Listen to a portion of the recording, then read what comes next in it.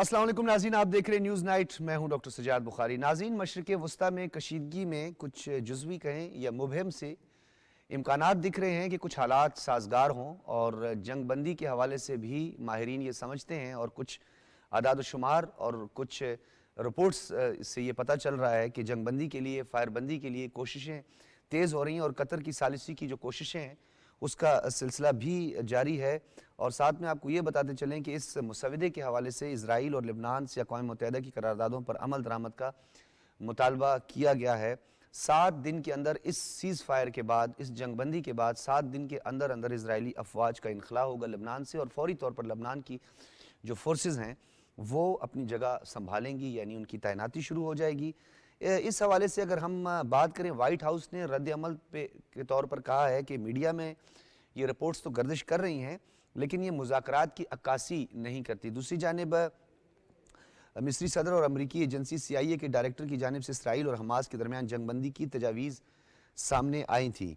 Hamas आर्जी जंगबंदी नहीं बल्कि मुस्तकिल जंगबंदी की हिमायत करती है। 7 अक्टूबर से अब तक इसराइली हमलों में शहीद फ़लस्तीनियों की तादाद 43,000 से तजावज़ कर चुकी है, और शहीदों में अक्सरियत ख़वातीन और बच्चों की है। नाज़रीन, एक खूनरेज़ी का सिलसिला जो है वो मशरिक़ वस्ता में न सिर्फ वसअत इख्तियार कर रहा है, बल्कि लबनान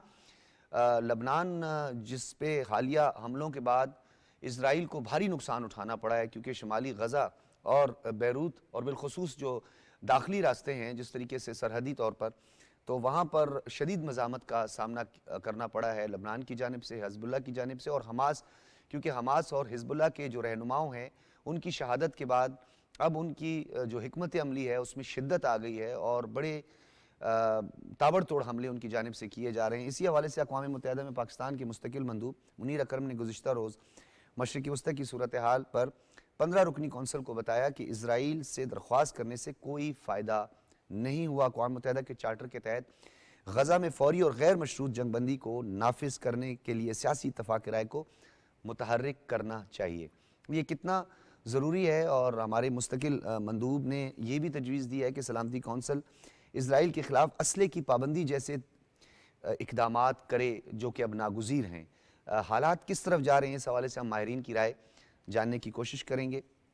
सबसे पहले तारुफ़ करवाते चलें, हमारे साथ मौजूद हैं डॉक्टर शाज़िया अनवर चीमा। किसी तारुफ़ की मोहताज नहीं है, बैनुल-अक़वामी उमूर की माहिर हैं, और गज़ा की ताज़ा तरीन सूरत हाल पर, हालात व वाक़यात पर आप गहरी नज़र रखती हैं। बहुत शुक्रिया डॉक्टर शाज़िया आपका। GR बलोच साहब हमारे साथ मौजूद हैं, फॉर्मर इन्वेस्टर हैं, आप भी किसी तारुफ़ के मोहताज नहीं हैं, आप अपडेट रहते हैं हमेशा, और इन हालात पर बड़ी आपकी गहरी नज़र है। सिफारती तौर पर ये कितनी बड़ी डेवलपमेंट है, इस पर हम GR बलोच साहब से बात करें। लेकिन डॉक्टर शाज़िया, आपसे हम गुफ्तगू का आगाज़ करते हैं। आपको लगता है कि मशरिक़ वस्ता में इस कशीदगी में कुछ कमी आने के इम्कानात हैं?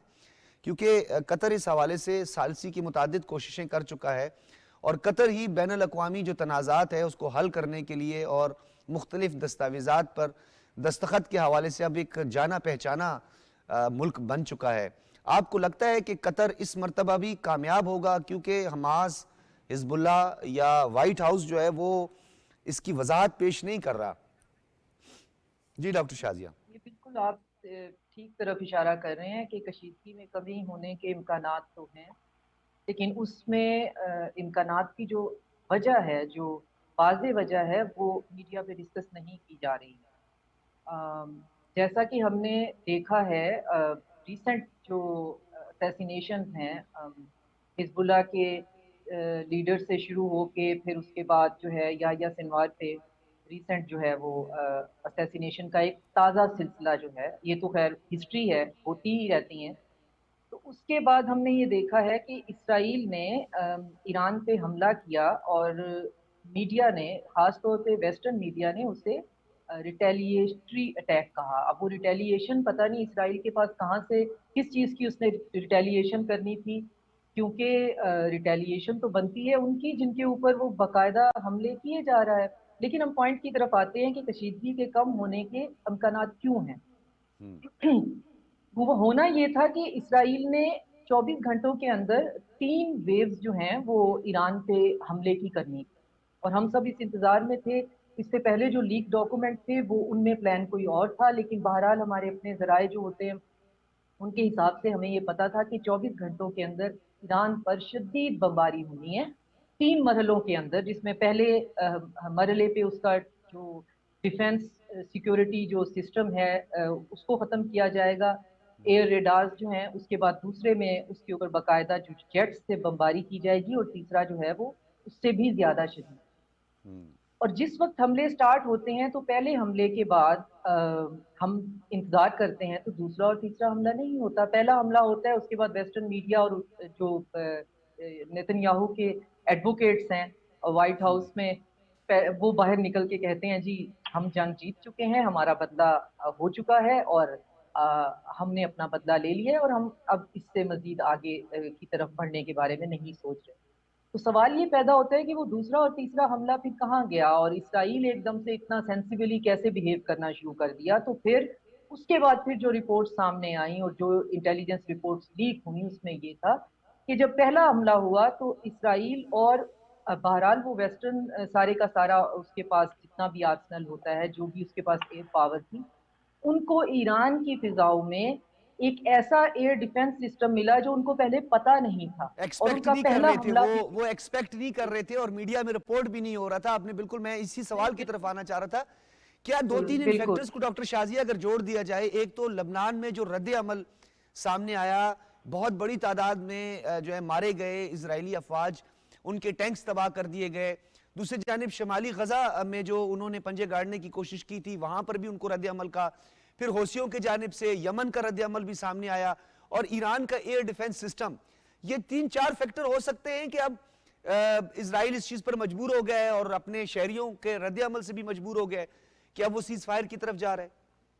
بالکل آپ ٹھیک اشارہ کر رہے ہیں کہ ایران پہ حملہ دوسرا اور تیسرا تو ہو ہی نہیں سکتا تھا، اور یہ ان کو سمجھ میں نہیں آیا کیونکہ یہ ان کے لیے اتنا ان ایکسپیکٹڈ تھا کہ اگر اس میں دو صورتیں ہیں، یا تو رشیا نے اسے پرووائڈ کیا ہے یا ایران نے اپنا ایک ایسا سسٹم جو ہے وہ بنا لیا. ان دونوں صورتوں میں آپ نے جو اس کا ایئر ڈیفنس سسٹم کو ڈسٹروائے کرنے کے لیے جو اس پہ اٹیک کیے تھے میزائل، اور وہ سارے کے سارے جو ہیں وہ فضا میں ہی، ہمیں ویڈیوز میں بھی ان کی لائٹس جو ہیں وہ بجھتی ہوئی نظر آتی ہیں اور وہ فضا میں ایکسپلوڈ ہوتے ہوئے نظر آتی ہیں. اور اس کے بعد آپ نے جو ہے وہ جو ملبہ گرتا ہے وہ بھی، کیونکہ آپ نے پہلے حملے میں اسٹریٹجک لوکیشن بھی ایسی رکھی ہوئی تھی جو کہ آبادی سے دور تھیں، اور اچھا وہاں ڈاکٹر پہ کوئی شازیہ، آپ نے نہیں جا. مختلف فیکٹرز کا ذکر کیا. میں اس کو یہاں پہ دوبارہ میں چاہوں گا کہ میں آپ سے کنٹینیو کروں. جے آر بلوچ صاحب، سفارتی طور پر کیا آپ کو لگتا ہے کہ قطر ایک ثالثی کا ایک بہترین رول پلے کر سکتا ہے؟ کوئی رول ماڈل کے طور پر آپ دیکھ سکتے ہیں؟ کیونکہ کوششیں تو بہت کی گئی، ایون کہ یورپ سے ہم نے آوازیں اٹھتی ہوئی دیکھی اور ایک ڈویژن ہمیں نظر آیا. کیا یہ ایک سفارتی کامیابی ہوگی اگر یہ سیز فائر کی طرف بڑھ جاتے ہیں؟ کیونکہ قطر اب مرکز بنتا جا رہا ہے بین الاقوامی ایشوز کا، ڈسپیوٹڈ ٹیریٹریز کا، یا مختلف ممالک جو حملہ آور ہو جاتے ہیں تو اس میں پھر جیسے دوحہ معاہدہ ہے، افغانستان میں افواج کا وڈرال تھا، یہ سارے فیکٹرز اگر دیکھے جائیں تو.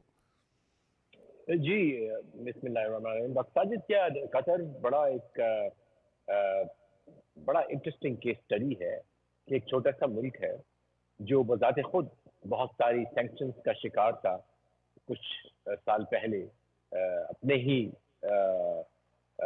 جو جے سی سی کے ممبر ہیں عرب سعودی عربیہ، لیکن جس طریقے سے انہوں نے ڈپلومیسی کے ذریعے اپنے ان مسائل کو حل کیا، نہ صرف یہ کیا لیکن دوبارہ پھر وہ اپنے آپ کو بہت ہی ضعیف ڈپلومیٹ کی صورت میں ان کا جو اس وقت جو وہاں پہ ہے ہیڈ آف اسٹیٹ یا ہیڈ آف گورنمنٹ، ان کے انہوں نے اسٹیبلش کیا، اور انہوں نے ڈیولپ ایک انہوں نے اپنی ایکسپرٹیز ثالثی کی جو ہے وہ ڈیولپ کر لی ہے، اور ایک کریڈیبل ثالث کے طور پر ابھرے ہیں. خاص طور پہ جب سے افغان طالبان اور معاہدے کے درمیان جو دوحہ معاہدہ ہوا، اس کے بعد اب ہم نے جب سے دیکھا، جب سے غزہ کا ایشو اٹھا ہے تو اس میں بھی جو بھی بات چیت ہو رہی ہے تو دوحہ اس بیچ میں ضرور ہے. کائرو کا بھی کردار ہے اور کچھ اور بھی ممالک ہیں، لیکن موسٹلی یہی دوحہ جو ہے وہ رہا ہے. لیکن اس کو یہ کہنا کہ صرف ان کی کوئی بریک تھرو ہے قطر کا نہیں، یہ ضرور ہے کہ ان کی credibility as a diplomatic gesture of bringing people together, وہ ایک ضرور ہے. لیکن بریک تھرو وہ آئے گا اس میں تھوڑی سی میں آئی ایم ناٹ ویری اچھا شیور. میں آپ سے سر ایک بڑا ایک اہم نقطہ جی آر بلوچ صاحب آپ سے چاہوں گا کیونکہ اس نقطے کو نظر انداز کر دیا جاتا ہے میڈیا پہ کیونکہ یہ انتہائی اہم ہے. جو اسرائیل کی حمایت میں ماضی میں کچھ نظر آئے وہ ہمیں برکس میں بھی نظر آئے اور اسی طریقے سے صف بندیاں ہمیں نظر آ رہی ہیں پوری دنیا میں ہوتی ہوئی اور نیو فارمیشنز ہیں, نئے بلاکس بن رہے ہیں, بلاکس نہ بھی کہیں تو نئی صف بندیاں ہم چلے انہیں کہہ دیں. تو آپ کو نہیں لگتا کہ یہ جو کردار ادا کر رہا ہے قطر, یہ یورپ کا کوئی ملک کردار ادا کر سکتا تھا, امریکہ یہ کردار ادا کر سکتا تھا؟ آپ کو نہیں لگتا کہ یہ کریڈٹ اگر ہو جاتا ہے تو یہ کریڈٹ جائے گا قطر کو؟ ڈیفینیٹلی قطر جو ہے وہ کریڈٹ ضرور جائے گا. یہ بہت بڑی کامیابی ضرور ہوگی ان کی کہ اگر ان کے گڈ آفیسز سے ایک دیر پا چیز فائر ہو جاتی ہے, جنگ بندی آ جاتی ہے غزہ میں اور لبنان میں اور یہ خون خرابہ رک جاتا ہے, تو میں سمجھتا ہوں کہ یہ بہت ہسٹورک ایونٹ ہوگا اور اس میں ان کا جو رول ہوگا وہ will be very very substantial. لیکن آپ نے جو سوال کیا کہ اس وقت دنیا کس طرف جا رہی ہے, تو دنیا اٹ از ان ٹرانزیشن. میں یہ کہتا ہوں کہ اس وقت جو گلوبل آرڈر ہے وہ ٹرانزیشن کے اس میں ہے. اس میں ایک تو پاور ڈیفیوز ہو چکا ہے, ایک کسی کنٹری کے پاس نہیں ہے, نہ ہی کنٹرول ہے نہ ہی مکمل پاور ہے. اس لیے آپ دیکھ رہے ہیں کہ جہاں کہیں بھی کرائسس ہے اسے کنٹرول کرنے میں جو ہمارے انسٹیٹیوشنز سے گلوبل انسٹیٹیوشنز وہ تقریباً ناکارہ ہو چکے ہیں, غیر مؤثر ہو چکے ہیں. اور اس کے غیر مؤثر ہونے کی وجہ جو ہے وہ نہ صرف ٹرانزیشن لیکن اس سے پہلے ایک توڑ پھوڑ ہے جو وجود میں آ چکی ہے دنیا کے آرڈر کو. کیونکہ یہ گلوبل دنیا بھی اگر ہم تھوڑا اور دور چلے جائیں اکیڈمک طریقے سے دیکھیں تو جب سے new modern state system develop ہوا ہے اور یہ کہا گیا ہے کہ ہم رول بیسڈ ایک ورلڈ آرڈر لائیں گے جس میں دنیا میں ممالک ایک قانون کے مطابق چلیں گے, نہ صرف امن میں لیکن جنگ کے اندر بھی. تو اب جو کچھ ہم یوکرین میں دیکھ رہے ہیں, جو کچھ ہم خاص طور پہ غزہ میں دیکھ رہے ہیں, لبنان میں دیکھ رہے ہیں, تو یہ مکمل طور پہ توڑ پھوڑ ہے اس نظام کی. یہ جو آپ نے ایک ٹرم استعمال کی نا سر, یہ پاور ڈیفیوز ہو رہا ہے اور یہ ہم دیکھ رہے ہیں کہ بتدریج اس میں ایک شدت نظر آ رہی ہے اور حالات بالکل چینج ہوتے جا رہے ہیں. جی آر بلوچ صاحب میں آپ کی طرف دوبارہ آؤں گا. ڈاکٹر شازیہ آپ نے جو فیکٹرز تھے جس کا میں نے بھی آپ کے ساتھ ذکر کیا اس میں ایک فیکٹر اور بھی شامل کر دیتے ہیں. اس سیز فائر کے پیچھے 5 نومبر کو امریکی انتخابات بھی کار فرما ہیں اور اس جنگ بندی کے امکانات زیادہ ہیں, یہ لبنانی وزیر اعظم نجیب مکاتی نے کہا ہے.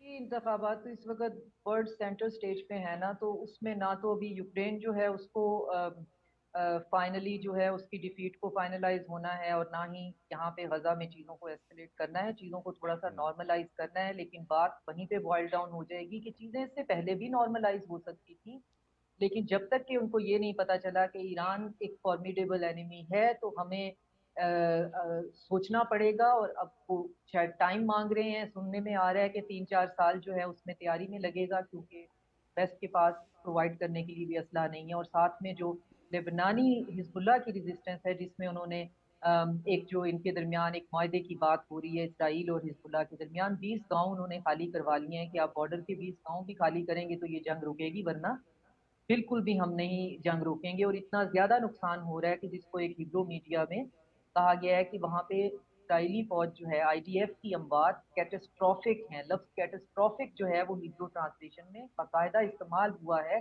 کہ اتنا زیادہ ہمارا نقصان ہو رہا ہے. تو وہ ریزروسٹ کی آرمی ہے, آرمی بھی نہیں ہے, ریزروسٹ ہیں جن کو بلا کے جو ہے ایک سیکرٹ وار کے کروسیڈ کے اوپر ان کو لگایا گیا ہے. وہ ذہنی طور پہ تیار نہیں ہے, وہ ایک بیٹل ہارڈن سولجرز نہیں ہیں, تو وہ یہ جنگ نہیں کر سکتے. اور اب جب وہ باڈی بیگز میں واپس آنا شروع ہوئے ہیں اور اس تعداد میں آنا شروع ہوئے ہیں, کیونکہ نیریٹو کی وار کرنا, اے سیمیٹریکل وار کر لینا ایک اور بات ہے, 4th جنریشن کی وار کرنا جو کہ فائلز اور کالمز میں آپ کسی جو ہے حریف کے سامنے کھڑے ہونا اور موت کا باقاعدہ سامنا کرنا بہت مشکل کام ہے. تو وہاں سے اتنی لاشیں اٹھانے کے بعد नेतन्याहू पे बहुत प्रेशर है और हिजबुल्लाह ने कहा है कि हम तब जवाबी हमले रोकेंगे जब हमारे ये पीछे 20 सेटलमेंट्स हैं बॉर्डर की जहां पे तुम लोग रिक्रूट होते हो, डॉक्टर असेंबल शाजिया, होते हो और मैं फिर उस पे कंक्लूड अटैक। करना चाह रहा हूँ और कंक्लूजन के तहत मैं चाहूँगा कि आप इस हवाले से भी ज़रा अपना नुक्ता नज़र पेश करें कि एक तो नेतन्याहू जो है एक पॉलिटिकल ऑब्जेक्टिव के तहत ये सब कुछ कर रहा है, एक इस पहलू पर भी जो है वो माहिरीन मुख्तलिफ अपनी अपनी राय का इजहार करते हैं। दूसरी जानिब ये कहा जाता है कि वो जो ज़ायनिस्ट की एक सोच है या वो ग्रेटर इजराइल का जो एजेंडा है, ये समझा जा रहा है और शायद वो अपनी मजहबी तौर पर भी लोगों को अक्सर आपने देखा होगा नेतन्याहू जो है उनकी कुर्बत नज़र आती है उन लोगों के साथ भी जो इस चीज़ पर बिलीव करते हैं ग्रेटर इजराइल की जी वो वक्त आ गया है। तो ये दोनों में से कौन सा फैक्टर है, क्या वो अपने पॉलिटिकल ऑब्जेक्टिव या वो जो उसके करप्शन के और करप्ट प्रैक्टिसेस के और जो दीगर उसकी जराइम है उस पर पर्दा डालने के लिए इस जंगबंदी की तरफ नहीं बढ़ रहा है, या जो दूसरा फैक्टर है ग्रेटर इजराइल का वो ये समझता है कि वक्त आ गया है? इन दोनों बातों को हम इकट्ठा लेके सम करते हैं कि नेतन्याहू का पॉलिटिकल करियर स्टार्ट होता है बिल्कुल उसी तरह जो आजकल हम देखते हैं स्मोट्रिच और बेन गवेर जो है वो थर्ड टेंपल बनाने की बात कर रहे हैं। ये इसी एजेंडा पे जो है वो पॉलिटिक्स में नेतन्याहू आया था कि मैं बिब्लिकली जिस लैंड का हमसे वादा किया गया है यूफ्रेटिस से लेकर नाइल तक उसको हम एक युदाया के नाम से एक स्टेट जो है वो बनानी है। ये बात तो अपनी जगह पे और ये दोनों आपस में इंटरट्वाइंड हैं। और अभी भी अगर कोई ये समझ रहा है कि किसी भी किस्म की सीज फायर इस 40 साल से भी ज्यादा की इंडोक्ट्राइनेशन को खत्म कर देगी तो वो बिल्कुल गलत है। ये सिर्फ अभी भी ईरान पे बहुत सख्त हमला हो जाना था अगर उनको मुंह की खानी ना पड़ती, जिसका कि वो आपके और हमारे सामने इजहार नहीं कर रहे हैं, सिर्फ बिल्कुल। टाइम बाय कर रहे हैं। जिसका कि गजा के जो हमास ने कह दिया कि मुझे टेम्पररी सीज फायर नहीं चाहिए क्योंकि वो वहां रहते हैं, वो ये सह रहे हैं, वो जी रहे हैं, उनको पता है कि ये चीज रुकने वाली नहीं है और ये तब ही रुक सकती है जब यहाँ पे इसके अंदर इंटरवीन किया जाएगा इंटरनेशनल पावर्स की तरफ से। अगर इंटरवेंशन नहीं होगी तो गजा के लोग इसी तरह मरते रहेंगे और हम अपनी पॉलिटिक्स इसी तरह से खेलते रहेंगे। ठीक है ये डॉक्टर मसला शाजिया, डॉक्टर शाजिया आपका बहुत बहुत शुक्रिया। डॉक्टर शाजिया अनवर चीमा हमारे साथ मौजूद थी, अपनी माहिराना राय और बैनुल अक़वामी उमूर का जो उनका तजर्बा है उसको मद्देनज़र रख के हालात को और बड़ा कूज़े में उन्होंने बंद किया कि आलमी क़ुव्वतें अगर चाहेंगी इंटरवीन करेंगी तो हालात में बेहतरी आएगी। सालिसी की गो कि एक जानिब कोशिशें की जा रही है, कुछ ऐसे फैक्टर्स थे जिसकी जो कड़ियाँ हमने जोड़ने की कोशिश की जिस पे डॉक्टर शाजिया ने भी बात की कि ये फैक्टर्स हो सकते हैं। जे.आर. बलोच साहब, इसी दौरान कतर की अहमियत पर, अफादियत पर, उसकी तस्वीराती अहमियत पर, बैनुल अक़वामी तौर पर जो एक रिकग्निशन जो है कतर को मिली है, उसी हवाले से अगर हम बात करें तो वज़ीर आज़म मोहम्मद शहबाज शरीफ की कतर के अमीर तमीम बिन हमद अल सानी से मुलाकात हुई है दोहा में वफूद की सतह पर, और दोनों रहनुमाओं में वन ऑन वन मुलाकात भी हुई है। दो तरफ़ा ताल्लुकात, वसी मामलात। आपको लग रहा है कि कतर के साथ जो पाकिस्तान के ताल्लुकात हैं, दुनिया को गैस, पाकिस्तान की जो ईंधन की ज़रूरत है उसको भी पूरा करने में, इसी तरीके से कतर जो है पाकिस्तान के साथ जो उसकी अंडरस्टैंडिंग है आने वाले दिनों में हमारी न सिर्फ ट्रेड बल्कि जो जियो इकनॉमिक्स है उसमें उसका अच्छा एक इम्पैक्ट होगा? जी, कोई शक नहीं इसमें कि पाकिस्तान के हमेशा जो ताल्लुकात हैं वो बड़े स्ट्रेटजिक नोयत के रहे हैं। तमाम जितने भी ममालिक गल्फ कोऑपरेशन काउंसिल के और ख़ासतौर से कतर के साथ तो हमारी जो इकोनॉमिक अंडरस्टैंडिंग और कोऑपरेशन है वो बहुत ही अहमियत का हामिल है। और मैं समझता हूँ कि जो प्रोफेसर साहब का भी दौरा है वो यकीनी तौर पर उसी की एक कड़ी है, उसी की जानिब मज़ीद और इक़दामात हैं। लेकिन न सिर्फ ये कि अपने बायलैटरल इश्यूज़ पे बातचीत होगी, जो मैं तवक्को कर रहा हूँ कि इंटरनेशनल जो इश्यूज़ इस वक्त फेस में, ख़ासतौर पे जो गज़ा का इशू है जिसमें कतर का बहुत अहम रोल है अदा कर रहा है कतर, तो उस पर भी बातचीत होगी। और पाकिस्तान भी अपने तौर पे यूनाइटेड नेशंस के लेवल पे, जिस तरह आपने भी जिक्र किया अपने इंट्रोडक्शन में, कि हमारे जो मंदूब हैं, परमानेंट मंदूब यूनाइटेड नेशंस, उन्होंने बहुत ही अहम एक जो है वो प्रपोजल दिया है कि अगर हम दुनिया चाहती है कि ये जंग बंदी हो तो उनको लाजमन कोई ऐसे कॉन्क्रीट इक़दाम उठाने और पड़ेंगे असले पर जिसमें पाबंदी का खासतौर तजवीज़ जो है सलामती कौंसिल के उनके मुताबिक जी उन्होंने कहा कि असले पर एग्जैक्टली पाबंदी भी कर दी जी जाए। एग्जैक्टली। तो ये पाकिस्तान और मैं समझता हूँ कि कतर की जो even cooperation collaboration at the international level پہ ہے وہ بہت اہم ہے. اور میں آپ کو بتاتا چلوں کیونکہ میں یونائیٹڈ نیشنز میں رہا پاکستان کے مشن میں ایز اے ڈپلومیٹ, تو میں آپ کو اپنے اس تجربے کے مطابق بتاؤں کہ ہمارے پاکستان کا جو مشن ہے وہ بہت ہی اہم رول ادا کرتا ہے وہاں پہ کوآپریشن کا, کولابوریشن کا امنگ دا مسلم, اسپیشلی جو مسلم کازز ہیں ان کے لیے. اور ہمارے جو ڈپلومیٹس ہیں جو خاص طور پہ اس وقت ہمارے مندوب ہیں ان کو بہت ہی عزت کی نگاہ سے دیکھا جاتا ہے. ان کی سوچ, ان کی انڈرسٹینڈنگ کہ یہ یو این سسٹم کو کس طرح سے استعمال کیا جائے یا اس سے مستفید ہویا جائے, مختلف جو مسائل دنیا کو درپیش ہے اور خاص طور پہ جو اسلامک اور عرب ملکوں کو جو مسائل درپیش ہیں ان کو حل کرنے کے لیے کس طرح سے مزید اور مفید طریقے سے ہم یو این کو اچھا جہاد استعمال صاحب کر یہ سکیں. بھی بتائیے گا کہ غزہ کے جو تنازع ہے اس پہ جو قطر کا موقف ہے, وزیر اعظم محمد شہباز شریف نے اس کی تائید بھی کی ہے اور کچھ ہمارے اس میں دیکھا جائے تو کچھ میوزیم کا بھی انہوں نے دورہ کیا ہے, اس آرٹ کو بھی دیکھا ہے.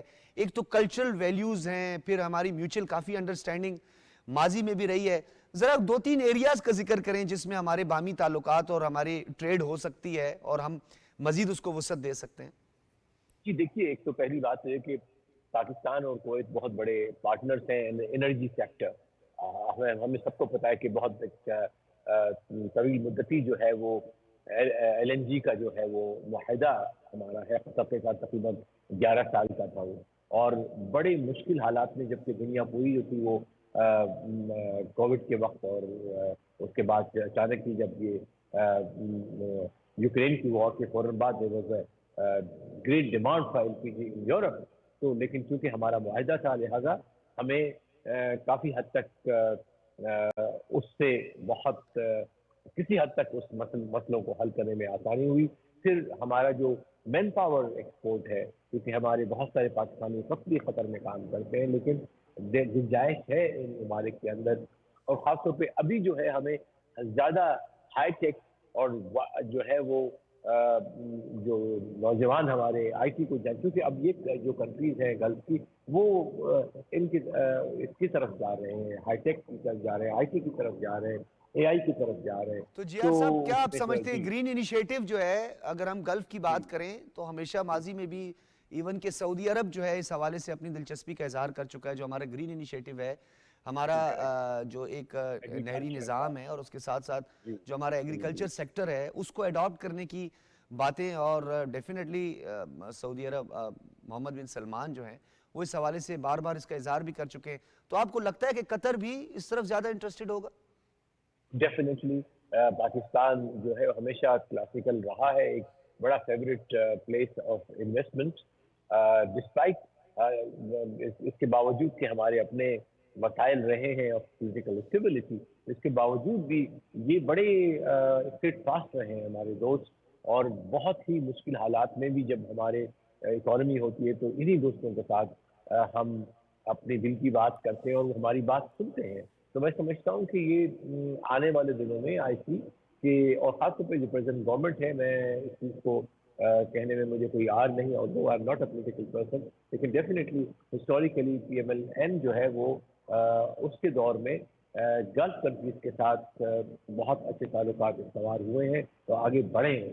تو میں سمجھتا ہوں کہ اس دور میں اندر بھی یہ جو گورنمنٹ ہے وہ اپنے ان تعلقات کو, اپنے اس اسٹریٹجی کو مزید اور مفید بنائے گی, مؤثر بنائے بلوچ گی. صاحب, یہ اور کچھ پاکستان ممالک کے ساتھ تعلقات ڈیفینیٹلی پاکستان کی سفارتی تعلقات, گو کہ تمام ممالک کے ساتھ پاکستان کی کوشش رہی ہے کہ وہ سفارتی تعلقات کو جدید خطوط پر استوار کرے, کچھ غلط فہمیوں کو دور کرے, دوریوں کو قربت میں بدلے. لیکن اب بھی کچھ ایسے ممالک ہیں, میں چاہوں گا ان کے چیدہ چیدہ آپ ذرا تھوڑا ذکر کر لیجئے گا, جن ممالک کے ساتھ ابھی تک پاکستان کی سفارتی تعلقات اس طرح نہیں ہیں.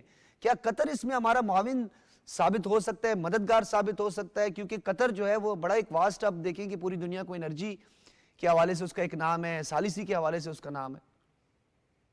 نہیں دیکھیے, اگر آپ کا اشارہ ہمارے ایسٹرن نیبر کی طرف ہے, کیونکہ باقی تو پوری دنیا کے ساتھ ہمارے ماں سوائے ہندوستان کے باقی تمام ممالک کے ساتھ ہمارے تعلقات بہت ہی بہتر ہیں, بہت ہی اچھے ہیں. ہمارے افغانستان کے ساتھ میرا جو سوال تھا جی آر بلوچ صاحب وہ یہ تھا کہ مزید وسعت دی جائے، کیونکہ سفارتی تعلقات تو ہمارے سب کے ساتھ ہیں، ٹریڈ بڑھے، مزید وسعت دی جائے، اس حوالے سے پارٹنرز میں اضافہ. جی یقیناً آئی تھنک قطر کے ساتھ مل کے ہم کچھ کر سکتے ہیں لیکن پاکستان کی اپنی ایک وقت ہے، پاکستان کا اپنا ایک ویٹ ہے، تو وہ جن ممالک کی طرف آپ اشارہ کریں، خاص طور پہ افغانستان ہے یا ہندوستان ہے، اس کے جو ہمارے مسائل ان کے درمیان ہیں، وی ہیو دا کیپیسٹی کہ ہم کر سکیں. لیکن ہندوستان میں کے ساتھ جو کشمیر کا مسئلہ ہے اس کے اوپر ڈیفینیٹلی قطر یا ہمارے امریکی افواج کے انخلاء کے بعد اور وڈرا کے بعد قطر جو تھا وہ ثالث بھی تھا، وہاں پر وہ دوحہ معاہدہ ہوا، اور اس کے بعد پھر اگر ہم بات کریں تو یہ ہم سے وعدے بھی ہوئے تھے کہ ہماری جو افغانستان کی سرزمین ہے ہمارے خلاف استعمال نہیں ہوگی. یہ دوحہ میں باتیں سب ہو چکی تھی، تو اس حوالے سے بھی میں چاہ رہا تھا کہ آپ اس پہ ذرا روشنی ڈالیں. ڈیفینیٹلی افغانستان کے ہمارے تعلقات دیرینہ ہیں، تاریخی ہیں، اور لیکن اب چونکہ وہاں کی حکومت جو ہے اس وقت وہ مکمل طور پہ وہ کیپیسٹی نہیں رکھتی کہ لوگوں کو کنٹرول کر سکے، and perhaps that seems to me more reason than their intention کہ وہ ہیلپ نہیں کرنا چاہتے پاکستان کی. لیکن میرا اپنا اگر آپ انڈیپینڈنٹ اور انڈیویجول تجزیہ لیں گے تو میں سمجھتا ہوں کہ پاکستان کو اس حوالے سے خود بات کرنی چاہیے. افغانستان کے ساتھ ہمارے جتنے افغانستان کے ساتھ تعلقات ہیں، جتنے لوگوں کو ہم جانتے ہیں لیڈرشپ کو، وہ شاید دنیا کی اور طاقت دنیا نہیں جانتی. We should do our self move forward and talk to them. G R Baloch sahab آپ کا بہت بہت شکریہ، فارمر ایمبیسڈر ہمارے ساتھ موجود تھے. ناظرین، وزیر اعظم نے قطر کے امیر کے ہمراہ قطر میوزیم میں منظر آرٹ گیلری کا انہوں نے دورہ بھی کیا، اور اس کے ساتھ ساتھ بذات خود پاکستانی فنپاروں کی نمائش منظر کا دورہ کرایا. بڑا اہم یہ دورہ ہے، تصویراتی طور پر، معاشی طور پر، سیاسی طور پر، جیو اکنامکس میں اس کا بڑا امپیکٹ ہوگا. اور بین الاقوامی سطح پہ جہاں قطر اس وقت ایک بہترین ثالث کے طور پر، ایک میڈیٹر کے طور پر سامنے آیا ہے، اسی طرح پاکستان کے ساتھ جو اس کی کلچرل، سوشل، پھر ریلیجس جو ہمارے ریلیشنز ہیں، ایموشنل جو اٹیچمنٹ ہے، اس سے مزید وسعت ہوگی. ہمارے ٹریڈ میں، ہمارے بین الاقوامی تعلقات میں، ہماری سفارتکاری میں کافی مددگار ثابت ہو سکتا ہے. اور پاکستان جو اپنی جغرافیائی طور پر، تصویراتی طور پر جو اہمیت رکھتا ہے، جو لوکیشن ہے پاکستان کی، جو اسٹریٹجک ڈیپتھ ہے پاکستان کی، اس سے پاکستان فائدہ اٹھا سکتا ہے. گو کہ یہ بات ہم ماضی میں بھی کرتے رہے ہیں، لیکن ہمیں تھوڑا سا اعداد و شمار کو سامنے رکھ کے یہ بات کرنی چاہیے کہ پاکستان جی ہمیشہ اکنامک وارفیئر ہے، اور پاکستان جو ہے اس کو اپنی اکانومی کو ٹھیک کرنا ہے. نو ڈاؤٹ ہم نے اپنی معیشت کو مزید بہتر کرنا ہے. SIFC جیسا گریٹ انیشیٹو پاکستان نے لیا. سعودی عرب کی اب جو سرمایہ کاری وہ بڑھتی جا رہی ہے. قطر جو ہے وہ سرمایہ کاری میں دلچسپی لے رہا ہے. اس کے علاوہ چین کے ساتھ ہماری ٹریڈ اور فیز 2 جو ہے وہ آ گیا. لیکن یہ بات بھی ہم نے سمجھنا ہے کہ ہمارے پاس جو کاؤنٹر اسٹریٹجی ہے وہ ہے ہماری اسٹریٹجک ڈیپتھ. ہم نے اپنی اسٹریٹجک ڈیپتھ سے، تصویراتی اہمیت سے فائدہ اٹھا کے جیو اکنامکس میں بڑا ایک اہم رول پلے کرنا ہے. گو کہ دنیا تو اب جیو پولیٹکس کی طرف جا رہی ہے، لیکن ہماری جو پالیسی ہے وہ سٹیزن سینٹرک ہے کہ ہم ایک عام آدمی کی زندگی میں بہتری لا سکیں، اس کی معاشی جو مشکلات ہیں اس کو دور کر سکیں. ناظرین، ہم یہاں ایک بریک لیں گے، اور بریک کے بعد ہم پاکستان میں فتنۃ الخوارج کے خلاف جو آپریشن جاری ہے، اور بہترین آپریشن ہے، اور جہنم واصل ہو رہے ہیں جو دہشت گرد ہیں، کیا صورتحال ہے، اس پہ بات ہوگی ایک بریک کے بعد.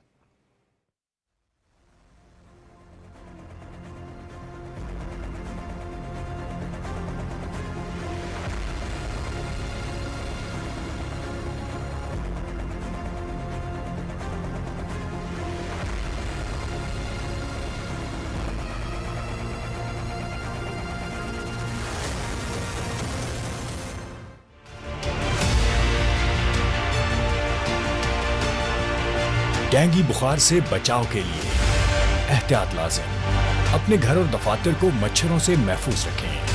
دروازوں اور کھڑکیوں پر جالیاں لگائیں. چھتوں کی ٹینکیوں اور پانی سے بھرے برتنوں کو ڈھانپ کر رکھیں. شام اور صبح کے اوقات میں خصوصی احتیاط کریں. پوری آستینوں والے کپڑے پہنیں. مچھروں سے بچاؤ کے لیے مچھردانی اور لوشن کا استعمال کریں. اگر کمر درد، سر درد یا جوڑوں میں درد، جسم پر دھبوں کی موجودگی، बुखार या इससे मिलती जुलती अलामत महसूस हों तो फौरन मुआलिज से रुजू करें। मोहतात रहें, महफूज रहें।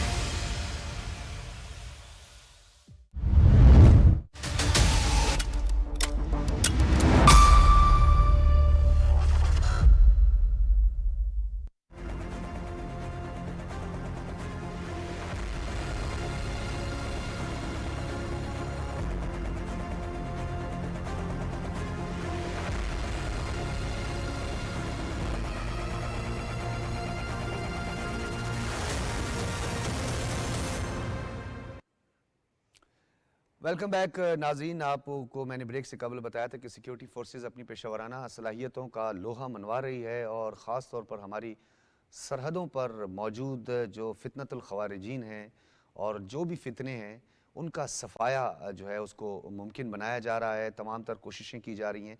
इंटेलिजेंस बेस्ड ऑपरेशन जो कि दुनिया में बड़े नायाब और बड़े डिफरेंट ऑपरेशंस जिनको कामयाब किया हमारी मुसल्लह अफवाज ने। बहुत सारे ऑपरेशन हमें नॉर्थ वज़ीरिस्तान में अपने कबायली इलाका जात में करने पड़े, जिसमें सवात जैसा मॉडल एडॉप्ट किया गया और उसको एक मॉडल के तौर पर आगे भी बढ़ाया गया। इसी तरीके से रद्दुल फसाद ऑपरेशन, ज़रब-ए-अज़, कॉम्बिंग ऑपरेशन, उसी के साथ राह निजात और अब अज़्म इस्तेहकाम के हवाले से अगर हम बात करें तो दहशत गर्दों का जो है वो सफाया जारी है।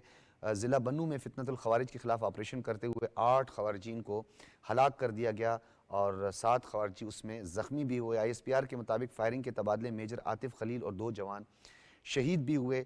और रवां माह नाज़रीन 30 अक्टूबर को बलूचिस्तान के ज़िला जोब में संबाजा में खुफिया इत्तला की बुनियाद पर ऑपरेशन किया गया। इस ऑपरेशन में एक खारजी हलाक और ज़ख्मी हालत में एक गिरफ्तारी भी अमल में आई। और इसी तरह 30 अक्टूबर को सिक्योरिटी फोर्सेस ने खैबर पख्तूनख्वा के ज़िला औरकज़ई में कार्रवाई करते हुए 3 ख़वारिजी दहशतगर्दों को जहन्नम वासिल किया। फिर शुमाली वज़ीरिस्तान और ज़िला खैबर में 24 और 27 अक्टूबर को 2 मुख्तलिफ IBOs यानी इंटेलिजेंस बेस्ड जो ऑपरेशन किए गए उसमें खारजी इंसाफुल्लाह समेत 2 ख़वारिज हलाक हुए और ज़िला खैबर ऑपरेशन के दौरान 2 ख़वारिज हलाक हुए। इसी तरह 26 अक्टूबर को शुमाली वज़ीरिस्तान के इलाके रज़मक में सिक्योरिटी फोर्सेस के साथ झड़प में 8 ख़वारिजी दहशतगर्द मारे गए। इस हवाले से हमने मदू किया है। गुफ्तगू के लिए असद महमूद साहब हमारे साथ मौजूद हैं, तज्ज़ियाकार हैं और बैनुल अक़वामी उमूर ख़ास तौर पर इन उमूर पर बड़ी गहरी नज़र रखते हैं। असद महमूद साहब आपका बहुत बहुत शुक्रिया। उबैद यूसुफ खान हमारे साथ मौजूद हैं, बहुत सीनियर तज्ज़ियाकार हैं, एंकर पर्सन भी हैं और बैनुल अक़वामी उमूर को भी बहुत बेहतर तरीके से समझते हैं। आपका भी बहुत शुक्रिया। असद महमूद साहब आपसे गुफ्तगू का आगाज़ करते हैं। पेशा वराना सलाहियतों की हम पहले थोड़ी सी बात कर लेते हैं कि दहशतगर्दों का गिर्द घेरा तंग होते हुए नज़र आ रहा है और इंटेलिजेंस बेस्ड ऑपरेशन हमने ये देखा, ये जो स्केटर्ड पॉपुलेशन संगलाख पहाड़ियों पर मुश्तमिल जो ऑपरेशन है इसमें IBOs जो है शानदार परफॉर्म कर रहे हैं और दहशतगर्दों से असला गोला बारूद भी बरामद हो रहा है, भारी नुकसान हो रहा है दहशतगर्दों को। बिस्मिल्लाहिर्रहमानिर्रहीम। Doctor Sajjad, thank you very much. बिल्कुल ऐसा ही है। मैं समझता हूँ कि जब ये दहशतगर्दी की लहर एक नए सिरे से आपने उठते हुए देखी जी, तो नेचुरली हम सबको, तमाम पाकिस्तानियों की परेशानी हुई कि व्हाट इज़ हैपनिंग अराउंड, ये हो क्या रहा है, इस तरीके से कैसा है।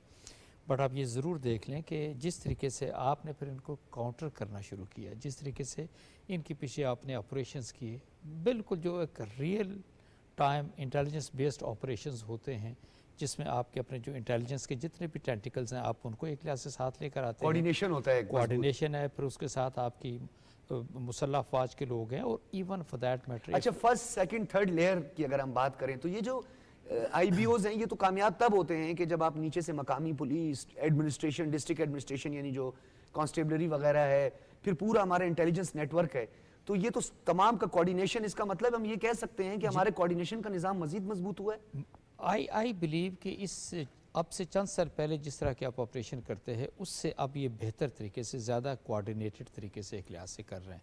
लेकिन इसमें ये भी आप तो देखिए ना कि आज से चंद साल पहले अगर दहशतगर्दी के ख़िलाफ़ ऑपरेशन कर रहे थे तो जो टाइप ऑफ वेपन्स जो कि टेररिस्ट के पास थे, खारजियों के पास थे, अब वो वेपन्स वो बड़ा मल्टीप्लाई कर गए, बेहतर हो गए, उनकी क्वालिटी एक लिहाज से इम्प्रूव कर गई है। सो नेचुरली आपने उसको भी केटर किया। आपकी ये जो कुछ कैजुअल्टीज़ भी हुई, यू कैन से कि हाँ ये it is because of that. लेकिन उसके साथ आप ये देखें कि आप कैसे, यानी आप कोऑर्डिनेशन का क्या है कि आपके ऑफिसर्स, आपके सोल्जर्स, वो सारे इकट्ठे, आपके इंटेलिजेंस के जितने इदारे वो वेल कोऑर्डिनेटेड तरीके से काम कर रहे हैं। और जब इसको लोअर टियर पे जैसे आपने तस्करा किया, जब आप वहाँ पे काउंटर टेररिज्म डिपार्टमेंट की आप बात करते हैं, वहाँ की लोकल पुलिस की बात करते हैं اور پھر ان کی جو ریسورسز ہیں اس کو جب آپ ایک لحاظ سے فیل کرتے ہیں کہ اس کو ڈب ٹیل کر کے آپ وہ جو آپریشنز کر رہے ہیں، ایون لوکلز کی میں بات کرتا ہوں کہ وہ ہاں جس طرح کی یہ جو آپ کا نقطہ ہے، میں عبید آپ کی طرف آؤں گا. یہ بتائیے گا کہ یہ جو ٹرائبل چیف اور معتبرین اور معززین کے ساتھ مل کر جو یہ آپریشنز کیے جاتے ہیں، intelligence based operation, Swat model ہم نے دیکھا کہ سوات میں ہمارا اتنا کامیاب آپریشن ہوا کہ پوری دنیا سراہتی ہے پاکستان کی مسلح افواج کو. ایک اسی تسلسل کی آپ سمجھتے ہیں ضرورت ہے؟ پہلے تو بہت بہت شکریہ ڈاکٹر صاحب، آپ نے پروگرام میں مدعو کیا. سب سے پہلے چیز یہ کہ ماڈرن وے وارفیئر کو سمجھنا بہت ضروری ہے. آپ اس طریقے سے ٹریڈیشنل وارفیئر میں نہیں جا سکتے. وہ جو پہلے جنگ کے کچھ اصول تھے وہ آج وہ کارآمد نہیں ہے. ہم نے افغانستان میں بہت سے کروائیوں کو دیکھا، ہمسائے ممالک میں بھی بہت سی چیزیں اب اس پہ کام کر رہے ہیں. جو سوات آپریشن تھا وہ پاکستان میں اس نیت کا پہلا آپریشن اس کو کہا جا سکتا ہے جس کا امپیکٹ بڑا بہترین آیا. اور ریسنٹلی جو انوائرمنٹ پاکستان میں کریٹ ہوئی ہے اور جس طریقے سے اب ہمارے جو عسکری ادارے کام کر رہے ہیں اور لوکلز کو اعتماد میں لے کے کر رہے ہیں، یہ سب سے امپورٹنٹ نقطہ ہے. لوکلز کو اعتماد میں لیے بغیر یہ کام ممکن نہیں ہوتا، اور لوکل کو اعتماد میں لے کے جو 5th جنریشن وارفیئر اب اگر ہم نے دے رہا ہے اور پھر ساتھ میں ڈیجیٹل ٹیررزم بھی ساتھ میں، جو بھی آپ ایک پورا منظرنامہ سامنے رکھ دیتے ہیں، کیونکہ اس میں ایک فیکٹر نہیں ہوتا کہ آپ صرف جو خوارج ہیں ان کو سامنے رکھے کہ میں نے اس کو کرنا ہے. ایک پورا نیٹ ورک ہوتا ہے، ایک پورا نیکسس ہوتا ہے، اس کو توڑنا ہوتا ہے. اس میں کچھ فیسیلیٹیٹرز ہوتے ہیں، اس میں کچھ مین جو پرووائڈرز ہوتے ہیں، کچھ سپلائرز ہوتے ہیں، کچھ اس میں میڈیا سے ریلیٹڈ اس کو سپورٹ کر رہے ہوتے ہیں. تو ایک پراپر نیٹ ورک ہوتا ہے. اب اس ماڈرن جو وارفیئر کی جو ٹیکنیکس ہے، اگر ہم اس کو اس جو دور میں بھی اگر اس کو ایکسیپٹ نہیں کرتے اور اس دور میں بھی اپلائی نہیں کرتے، نہیں اس پہ یہ مکمل بہت کام اچھی ہو چیز رہا ہے. ہے. میں ابھی جو دیکھ رہا ہوں رائٹ ناؤ، اس پہ میں نے ابھی پرسوں ایک آرٹیکل دیکھا ہے، لوگ اس کو اپریشیٹ کر رہے ہیں کہ ایک تو اس میں جو عام جو لوکل آبادی ہیں اس کو تکلیف کم پہنچ رہی ہے. اینڈ مینس کہ اگر آپ میسو آپریشن میں جاتے ہیں تو اس کے بہت زیادہ سائیڈ ایفیکٹ ہوتے ہیں. مطلب وہ جو ہم ٹیمپریری ڈسپرس پرسنز کی بات کرتے تھے اب وہ بھی نہیں ہے. I D P T D Ps وغیرہ کبھی نہیں ہے. آپ کو ضرورت ہے آپریشن کی، میسو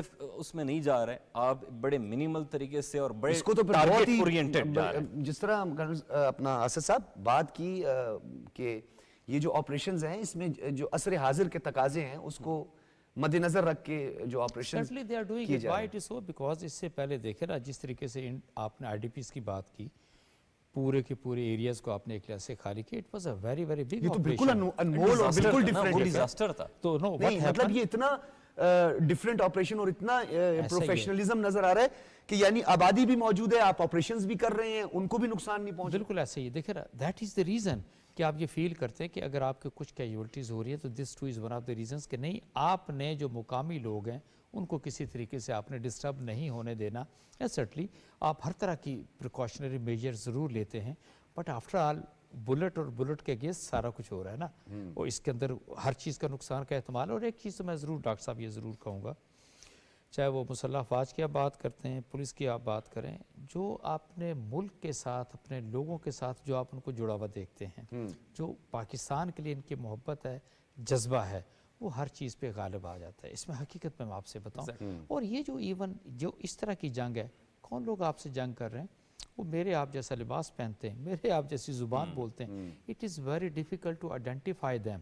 اور وہ جو کوآرڈینیشن کی آپ نے پہلے بات کی تھی نا، وہ کوآرڈینیشن کام آتا ہے کہ یو آر ریئلی شیور کہ آپ نے اپنے ٹارگٹ کے اوپر جانا ہے. اچھا یہ جو آپ نے بات کی میں ایڈ بھی کر لوں اس میں، یہ بتائیے گا کہ ایک تو آئیڈینٹیفائی کرنے کے لیے جو ٹرائبل چیفز ہیں، جو بہت معتبرین ہیں، ان کی رائے ان کو ساتھ میں آن بورڈ لینا. اپنی طرف حالیہ آپریشنز ہوئے، درازندہ درابن کا علاقہ ہے، بڑا حساس علاقہ ہے، آگے جا کے پھر ڈیورنٹ لائن اور جوب کا علاقہ ہے. یہاں پہ جو ابھی ریسنٹ جو آپریشنز ہوئے ہیں، کیونکہ میں تو وہاں کا رہنے والا ہوں بلوچستان کا، تو جو جس طرح اسکیٹرڈ پاپولیشن ہے، لوگوں کو بھی وہاں پہ بچانا اور پھر یہ آپریشنز بھی کرنا، نو ڈاؤٹ کی داد دینی پڑے گی.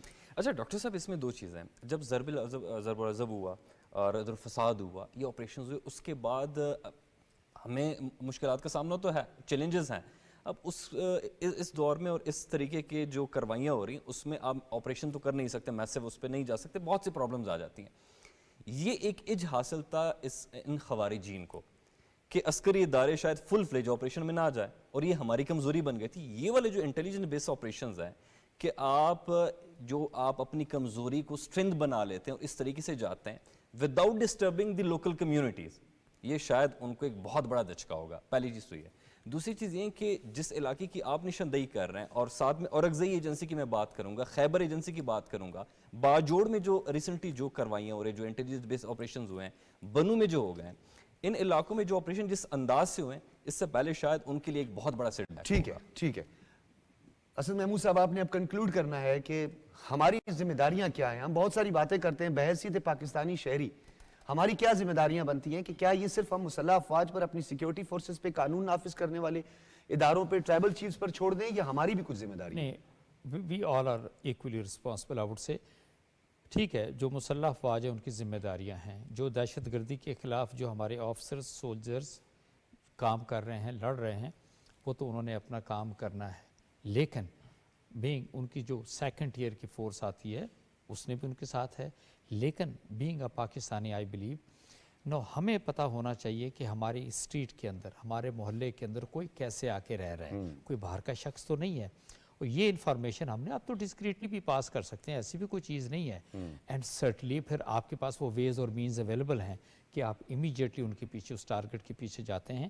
تو دیکھیں یہ چاہے جنگ آپ بین الاقوامی سرحدوں پہ لڑیں یا ملک کے اندر آپ لڑیں، اس ملک کی سلامتی کی جنگ جو ہوتی ہے وہ مسلح افواج اس کے آگے ہوتی ہیں اور پوری قوم اس کے پیچھے سیسا پلائی ہوئی دیوار کی طرح کھڑی ہوتی ہے، تب یہ جنگیں جیتی جاتی ہیں. بہت شکریہ اسد محمود صاحب، سینئر تجزیہ کار عبید یوسف خان صاحب، آپ دونوں حضرات کی تشریف آوری کا بہت شکریہ. ناظرین، گفتگو کو سمیٹتے ہوئے یہ بات کرنا یہاں پہ بہت اہم ہے کہ افراد ہی ہوتے ہیں معاشرے کا حصہ، اور اپنے اپنے حصے کا کام کرنا ضروری ہے. جہاں آپ کو دہشت گردوں کی بھنک بھی ہو تو آپ قانون نافذ کرنے والے اداروں سے ٹیلی فونک رابطہ کر کر بھی آپ انفارم کر سکتے ہیں، آپ متعلقہ تھانے میں بھی اطلاعات دے سکتے ہیں، کیونکہ اب ایک مربوط، مضبوط، ایک اسٹرانگ کوارڈینیشن نظر آ رہا ہے. ہماری مسلح افواج، قانون نافذ کرنے والی جو دیگر ادارے ہیں، اور جو ہمارا اوورآل انٹیلیجنشیا ہے، وہ بلوچستان میں چمن کی بارڈر کی بات کریں، تورخم کی بات کریں، یا نورستان سے ہم گلگت بلتستان تک کی باتیں کریں.